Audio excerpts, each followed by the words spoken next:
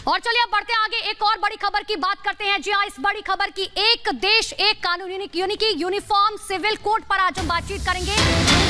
लगातार कल दिल्ली हाईकोर्ट ने टिप्पणी की और उसके बाद गिरिराज सिंह ने सरकार का पक्ष रखा है। उन्होंने ये साफ तौर पर कहा कि सरकार देखिए अपना काम करेगी। ये बड़ी खबर इस वक्त की आपको बता रहे हैं। यूनिफॉर्म सिविल कोड जिस पर कल दिल्ली हाईकोर्ट ने टिप्पणी की थी, उन्होंने कहा कि अब समय आ गया है जब देश के अंदर यूनिफॉर्म सिविल कोड को लागू किया जाए। जिस पर गिरिराज सिंह से जब बातचीत की गई तो उन्होंने कहा कि देखिए सरकार अपना काम करेगी, जिस वक्त भी जरूरत होगी उस पर हम विचार विमर्श लगातार कर रहे हैं। बड़ी खबर इस वक्त की आपको बता, दरअसल एक मामले में सुनवाई के दौरान कोर्ट ने कहा कि देश में यूनिफॉर्म सिविल कोड लागू करने का यह सही समय है और केंद्र सरकार को इस पर विचार भी करना चाहिए।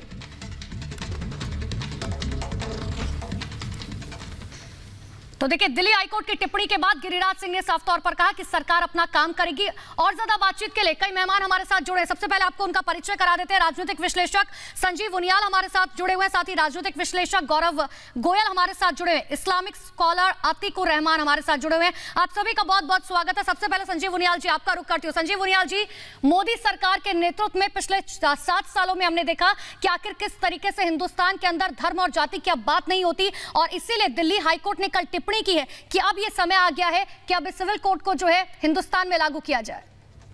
तो दिल्ली हाई कोर्ट ने बहुत अच्छा, प्रतिमा एम सिंह जो जस्टिस हैं, उन्होंने एक जजमेंट के दौरान जब किसी ने मीना कास्ट की बात करी और कहा कि मीना में हिंदू मैरिज एक्ट अप्लाई नहीं होता, तो उन्होंने उस बात को कहा कि 1985 में जब शाह बानो का केस डिसाइड हुआ था उस टाइम लगभग 36 साल होने को आ रहे हैं, 3 डिकेड्स हो गए हैं, और समान यूनिफॉर्म सिविल कोड एक विडंबना बन गई है। तो आर्टिकल 44 में क्लैरिटी से लिखा हुआ है कि सारे लोग किसी भी जाति, समाज, सेक्स और रिलीजन या कास्ट के क्रीड के बेसिस पर आप उनको डिस्क्रिमिनेट नहीं कर सकते। आर्टिकल 44 के अलावा आर्टिकल 14 क्लियर कट इंस्ट्रक्शन देता है हर एक नागरिक को समान से व्यवहार करने के लिए। तो आज ये यूनिफॉर्म सिविल कोड अपने आप में नाम ही दर्शा रहा है, इसका मतलब बिल्कुल, और जरूरत है भी कि यूनिफॉर्म सिविल कोड जो है अब लागू कर दिया जाए देश के अंदर, क्योंकि एक देश एक कानून होना चाहिए। सही कह रही हूं अतीकुर रहमान जी मैं कि एक देश एक कानून होना चाहिए। हिंदुस्तान एक है तो एक देश और एक कानून होना चाहिए।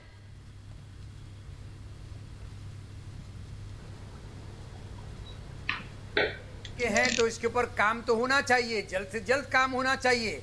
सवाल ये है कि 2 साल पहले भी जब लॉ कमीशन में जस्टिस चौहान ने ये कहा था कि पूरी की पूरी छानबीन करने के बाद में हम ये नतीजे पे पहुंचे हैं कि अभी हमारे भारत के अंदर इस तरह की सुविधाएं उपलब्ध नहीं है कि हम यूनिफॉर्म सिविल कोड लागू कर पाएं। ये 2 साल पहले की बात है। मैं ये पूछना चाहता हूं, 7 साल से अगर मोदी सरकार है और 2 उनके मैनिफेस्टो के अंदर भी ये बात कही गई है यूनिफॉर्म सिविल कोड की, तो उन्होंने ऐसे 44 का जो है अपने आप में हनन हो रहा है। आप कैसे एडवोकेट कहते हैं अपने आप को? करने के लिए कॉन्स्टिट्यूशन के आर्टिकल 14 का, आर्टिकल 44 का हनन है।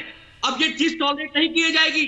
1985 से ये पेंडिंग है और अब ये टाइम आ गया है कि यूनिफॉर्म सिविल कोड आना चाहिए। यूनिफॉर्मिटी नहीं है, इसका मतलब सोसाइटी में, जिस सोसाइटी में यूनिफॉर्मिटी नहीं होती तो उसमें क्या होता है? जिस परिवार में आपस में समन्वय नहीं होता, यूनिफॉर्म नहीं होते, जिसके लोग आप देखिए सड़कों पर आज क्या पोजीशन हो चुकी है। यही कारण है लड़ाई झगड़ों के। पूछना है यूनिफॉर्म कैसे सालों में कल को आप देखेंगे।